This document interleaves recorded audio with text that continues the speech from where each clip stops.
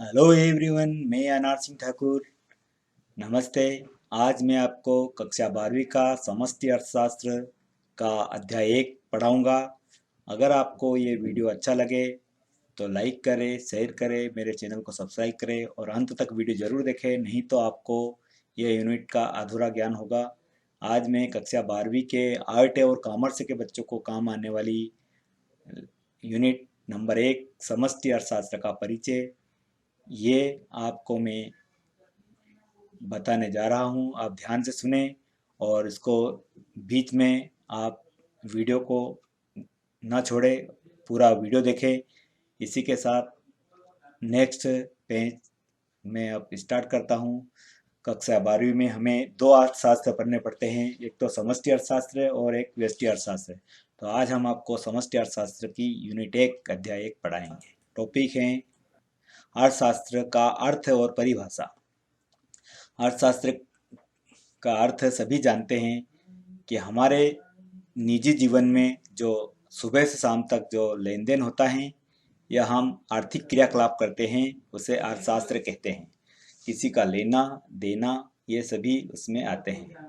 खास करके देखा जाए तो इसमें अर्थशास्त्र के 5 स्तंभ होते हैं: उपभोग, उत्पादन, वितरण, विनिमय एवं लोकवित्त। इन सभी को मिलाकर जो क्रियाकलाप होते हैं वो अर्थशास्त्र कहलाता है। और इसकी परिभाषा अनेक प्रकार से अन्य अर्थशास्त्रियों ने दी हैं, जो आपको मैं नेक्स्ट में बताऊंगा। और अर्थशास्त्र कोई कठिन अवधारणा नहीं है। इसमें जितने भी उत्पादक फर्म और जो रहते हैं ये सभी इसमें शामिल रहते हैं। अब आपको मैं अर्थशास्त्र का अर्थ और परिभाषा देने की कोशिश करूंगा। इसमें आप थोड़ा ध्यान से सुनेंगे तो निश्चित रूप से आपको समझ में आ जाएगा। अर्थशास्त्र का अर्थ परिभाषा। कुछ प्रमुख अर्थशास्त्रियों के द्वारा इसकी निम्न परिभाषा दी गई है। एडम स्मिथ के अनुसार धन के शास्त्र को अर्थशास्त्र कहते हैं। ऐसे अनेक अर्थशास्त्री जिन्होंने अलग अलग बताया है, लेकिन बात एक ही है। मार्शल के अनुसार अर्थशास्त्र मनुष्य के व्यवहार का अध्ययन है। रॉबिन्स के अनुसार अर्थशास्त्र एक विज्ञान है जो मानव व्यवहार का अध्ययन, उसकी आवश्यकता को इच्छाओं एवं उपलब्धि संसाधनों के वैकल्पिक प्रयोग के माध्यम से के संबंध का अध्ययन करता है। तो ये अलग अलग प्रकार के अर्थशास्त्री ने अलग अलग प्रकार की परिभाषाएं दी हैं। अब हम देखेंगे कि अर्थशास्त्र कितने प्रकार के होते हैं। तो पहले भी मैंने बताया था कि अर्थशास्त्र मुख्य रूप से 2 प्रकार के होते हैं: व्यष्टि अर्थशास्त्र और एक समष्टि अर्थशास्त्र। व्यष्टि अर्थशास्त्र, क्योंकि कक्षा 12वीं के बच्चों को व्यष्टि अर्थशास्त्र और समष्टि अर्थशास्त्र दोनों पढ़ने पड़ेंगे। तो मैं यहाँ पर आपको सबसे पहले व्यष्टि अर्थशास्त्र के संबंध में बताने जा रहा हूँ। व्यष्टि अर्थशास्त्र का पितामह रिंगौर प्रिंस को कहा जाता है। माइक्रो के अंतर्गत हम बहुत छोटे स्तर पर बात करते हैं, अर्थात व्यष्टि का मतलब छोटा होता है।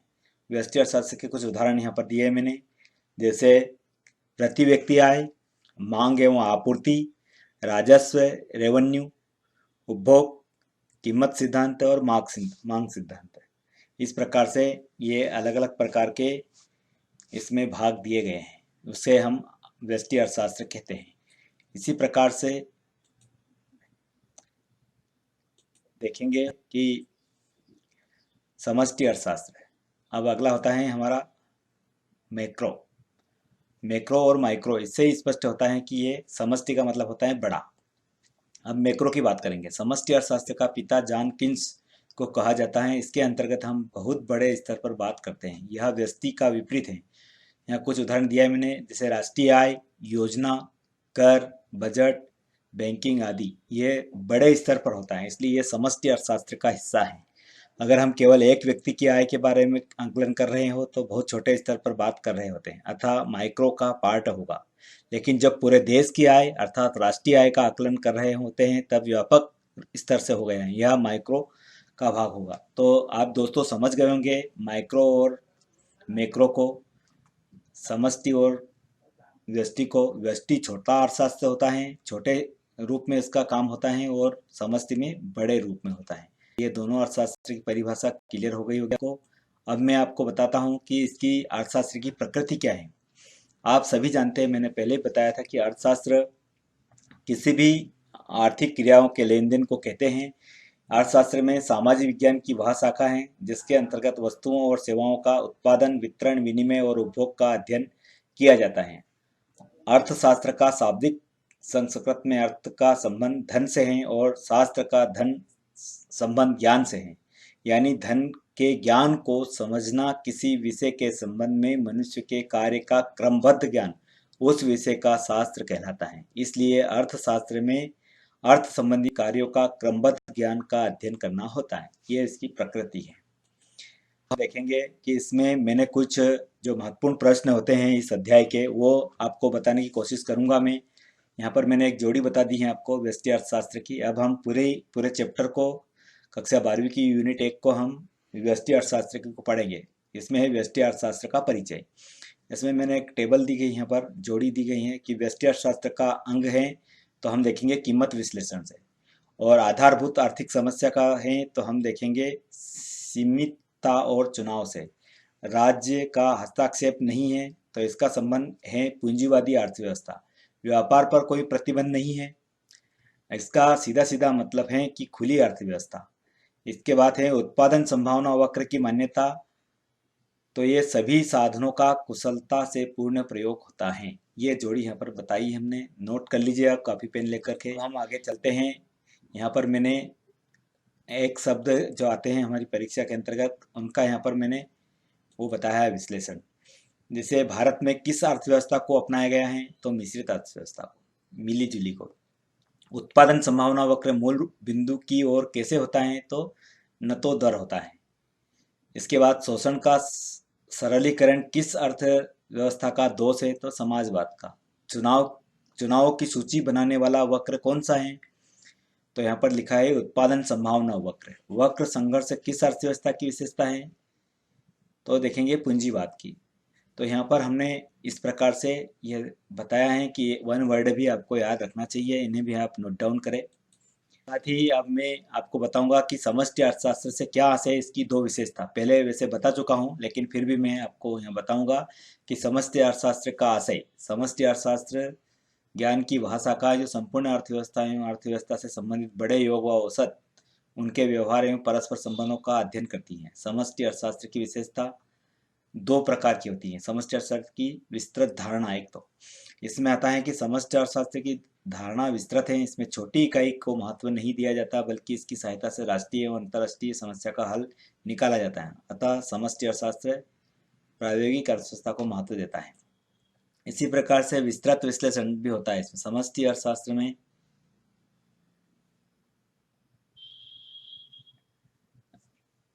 इसका विश्लेषण किया जाता है। अब हम देखेंगे कि समष्टि अर्थशास्त्र का उदाहरण है। समष्टि अर्थशास्त्र की सरकार के मौद्रिक, राज्य, नैतिक एवं अध्ययन क्रियाओं के प्रभाव को स्पष्ट करता है। इस तथ्य को नजरअंदाज कर दिया जाता है। इस नीति का व्यापक उद्योग और प्रभाव पर पड़ता है। यदि सार्वजनिक आय तथा सार्वजनिक परस्पर समाज अच्छा पड़ रहा है तो निष्कर्ष के रूप में हम यह कह सकते हैं कि समाज में रहने वाले व्यक्ति का इसका अच्छा प्रभाव है। ये दो इस प्रकार से इसकी समष्टि अर्थशास्त्र की धारणा है। यहाँ पर हम देखेंगे कि एक महत्वपूर्ण प्रश्न ये बनता है कि समष्टि अर्थशास्त्र के प्रकार को स्पष्ट करो। अब देखिए समष्टि अर्थशास्त्र के बारे में हम पढ़ रहे हैं तो हम देखेंगे यहाँ पर कि समष्टि अर्थशास्त्र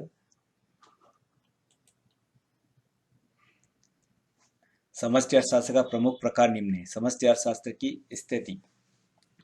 समष्टि अर्थशास्त्र के अंतर्गत संपूर्ण अर्थव्यवस्था का अध्ययन किया जाता है, लेकिन समष्टि अर्थशास्त्र विश्लेषण इस तथ्य का विश्लेषण नहीं करता है, अर्थात संतुलन के बिंदु पर किसी प्रकार पहुंचता है। समष्टि स्थिति में जिस अंतिम संतुलन का अध्ययन किया जाता है उसे प्रोफेसर किन्स के अनुसार निम्नलिखित समीकरण की सहायता से स्पष्ट कर सकते हैं। y = c+i। यहाँ y कुल आय है और c कुल उपभोक्ता व्यय एवं कुल विनिमय है आय। अब हम देखेंगे कि तुलनात्मक समष्टि अर्थशास्त्र, यहाँ पर तुलना कर दी। इसके अंतर्गत स्थैतिक रीति और प्रायोगिक प्रक्रिया का अध्ययन किया जाता है। इसमें जैसे चर का कुल आय एवं कुल रोजगार आदि परिवर्तन होते रहते हैं। इस प्रकार परिणाम स्वरूप अर्थव्यवस्था के संबंध में बिंदु के परिवर्तन का होता है। समष्टि अर्थशास्त्र की प्रायोगिक की, इसमें देखेंगे हम कि आर्थिक विश्लेषण की यह नवीनतम प्रणाली है। इसके अंतर्गत एक साम्य से दूसरे साम्य तक पहुंचाने की संपूर्ण प्रक्रिया अध्ययन किया जाता है। हालांकि उच्च गणितीय प्रयोग के कारण यह जटिल प्रणाली है, किंतु यह संपूर्ण अर्थव्यवस्था के प्रायोगिक चित्र की यथार्थ रूप को प्रस्तुत करती है। अब हम नेक्स्ट प्रश्न चलेंगे कि आर्थिक समस्या क्या है, यह क्यों उत्पन्न होती है। देखिए, आर्थिक समस्या का मतलब होता है कि कोई भी आवंटन में समस्या आ रही हो, वितरण में समस्या आ रही हो, उसे ही हम दुर्लभ संसाधनों का उपयोग में चुनाव की समस्या जन्म लेती है, जिससे साधनों की वैकल्पिक उपयोग की संसाधनों का कुशलता एवं अधिकतम उपयोग किया जा सकता है। इसमें इस प्रकार से रॉबिन्स के अनुसार मानव की इच्छाएं एवं आवश्यकताएं अनंत एवं असीमित होती हैं। इस कारण से भी यह समस्या, आर्थिक समस्या उत्पन्न होती है, और सभी आवश्यकताएं पूर्ण हो जाए यह भी संभव नहीं है। इन आवश्यकताओं की पूर्ति के साधन अर्थात धन सीमित होता है, इसलिए साधनों के वैकल्पिक उपयोग किए जाते हैं ताकि इनका कुशलतम उपयोग किया जा सके। अतएव दुर्लभ संसाधनों का कुशलतम एवं सर्वोत्तम उपयोग करना आवश्यक है, क्योंकि संसाधनों की दुर्लभता आर्थिक समस्या को जन्म देती है। ये निश्चित बात है। तो आर्थिक समस्या हमारी इच्छाओं के ऊपर भी डिपेंड करती है, इस कारण से ये उत्पन्न होती है। अब हम देखेंगे कि दुर्लभता के केंद्रीय समस्याओं की जननी है। दुर्लभता मतलब जो मुश्किल से कुछ चीज मिलती है। दुर्लभ, सही है कि साधनों की दुर्लभता है, परंतु इन दुर्लभ साधनों से कैसे चयन किया जाए यह समस्या जन्म लेती है। दुर्लभता ही चयन की समस्या का मूल कारण है। ये संसाधन दुर्लभ है, परंतु इनका वैकल्पिक उपयोग किया जा सकता है। इन संसाधनों से अधिकतम संतुष्टि प्राप्त करने के लिए व्यक्ति एवं समस्या को संसाधनों का प्रयोग का चयन करना पड़ता है। इसलिए ऐसा कहा जाता है कि दुर्लभता ही केंद्रीय समस्याओं को जननी है। जितनी दुर्लभ चीज होगी उतनी केंद्रीय समस्या उसमें आएगी, इसलिए कहा जाता है कि दुर्लभ ही केंद्रीय समस्याओं की जननी है। अब हम नेक्स्ट वाला टॉपिक, सकारात्मक आर्थिक विश्लेषण क्या है। सकारात्मक मतलब पॉजिटिविटी एनालिसिस क्या है। तो इसमें देखेंगे कि इस आर्थिक विश्लेषण के अंतर्गत यह देखा जाता है कि मूल्य एवं मांग के सिद्धांत के व्यवहार में क्रियाशीलता दिखाई दे रही है या नहीं, अर्थात मूल्य के बढ़ाने से मांग की मात्रा कम हो रही है या नहीं, तथा मूल्यों के घटने से मांग की मात्रा में वृद्धि हो रही है या नहीं। यही सकारात्मक आर्थिक विश्लेषण कहलाता है। हमें आदर्श आर्थिक विश्लेषण से आप क्या समझते हैं, एक प्रश्न ये भी इसमें क्रिएट होता है कि आदर्श एक जो एक्चुअल होता है वो क्या होता है विश्लेषण। तो इसमें मैंने बताने की कोशिश की है कि इस आर्थिक विश्लेषण में यह देखा जाता है कि जिन विधियों एवं तकनीकों का प्रयोग किया जाता है उसका प्रभाव समाज या अर्थव्यवस्था पर अच्छा पड़ रहा है या बुरा। उदाहरण के लिए मादक पदार्थों की मांग की सामाजिक हित में कम करने के लिए इन वस्तुओं पर करोरोपण अधिक किया जा सकता है। और आदर्शात्मक आर्थिक विश्लेषण सत्य असत्य, उचित अनुचित पर आधारित होता है, इस कारण से भी होता है। अब उत्पादन संभावना वक्र की मान्यता लिखिए। उत्पादन जो प्रोडक्शन होता है इसकी संभावना का वक्र की मान्यता हमें बताने जा रहे हैं। अब देखिए यहाँ पर उत्पादन संभावना वक्र की प्रमुख मान्यताएं निम्न प्रकार हैं। अर्थव्यवस्था में उपलब्ध संसाधनों की मात्रा निश्चित होती है। संसाधनों का पूर्ण एवं कुशल प्रयोग आवश्यक होता है। उत्पादन की तकनीकी अर्थव्यवस्था में दी गई होती हैं। अर्थव्यवस्था में केवल दो वस्तुओं का ही उत्पादन हो रहा है, ऐसा यह नियम मानता है। उपलब्ध संसाधनों की कुशलता सभी वस्तुओं के उत्पादन में एक समान नहीं होती है। ये बहुत सारी ना रहती हैं इसमें। अब हम देखते हैं कि अर्थव्यवस्था की उत्पादन संभावनाओं को आप क्या अभिप्राय है। किसी अर्थव्यवस्था में आवश्यकता के अनुरूप एवं उपलब्ध संसाधनों के आधार पर संयोग को निर्धारण करना होता है। जिन दो वस्तुओं के संयोग को चुनाव होता है वही अर्थव्यवस्था के उत्पादन की संभावना कहलाती है। यह उत्पादन संभावना वक्र से निर्धारित की जाती है। सीमांत उत्पादन की संभावना किसे कहते हैं।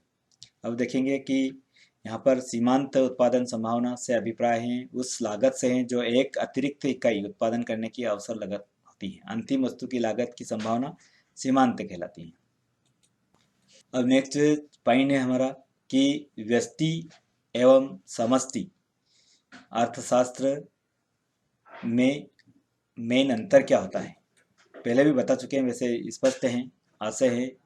इसमें छोटी इकाई का उपयोग किया जाता है, इसमें बड़ी विस्तृत उद्देश्य, इसका उद्देश्य संसाधनों को सर्वोत्तम आवंटन करता है। इसका उद्देश्य संसाधनों को पूर्ण रोजगार एवं विकास से होता है। उपकरण, इसकी मुख्य उपकरण मांग एवं पूर्ति हैं। इसके मुख्य उपकरण समग्र एवं मांग और समग्र पूर्ति हैं। मुख्य समस्या, व्यष्टि अर्थशास्त्र की मुख्य समस्या कीमत निर्धारण है और समष्टि अर्थशास्त्र की मुख्य समस्या आय और रोजगार निर्धारण है। तो ये पहले भी अंतर हम स्पष्ट कर चुके हैं दोनों का। अब हम देखते हैं अगला टॉपिक, समष्टि अर्थशास्त्र के महत्व की कोई 5 बिंदु स्पष्ट कीजिए, अथवा समष्टि अर्थशास्त्र के कोई 5 गुण और महत्वपूर्ण बिंदु एक ही बात है। तो हम देखेंगे कि जटिल समस्याओं का अध्ययन में सहायक होता है। समष्टि अर्थशास्त्र जटिल समस्याओं के अध्ययन में सहायक होता है। कोई भी जो नहीं कर सकते उसको इसके माध्यम से कर सकते हैं। दूसरा है आर्थिक नीतियों के निर्धारण में, जो आर्थिक लेन देन होता है उसकी कुल आय, कीमत, व्यापार, सामान्य स्तर, ये सब की निर्धारण किया जाता है।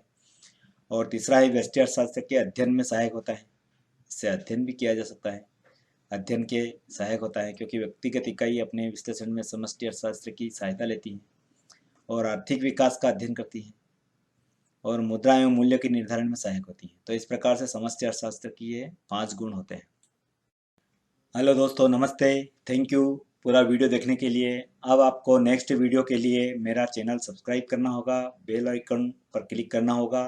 तो नेक्स्ट वीडियो जैसे ही मैं अपलोड करूंगा तो आपके पास मैसेज आ जाएगी। और पूरा वीडियो देखने के लिए आपको बहुत बहुत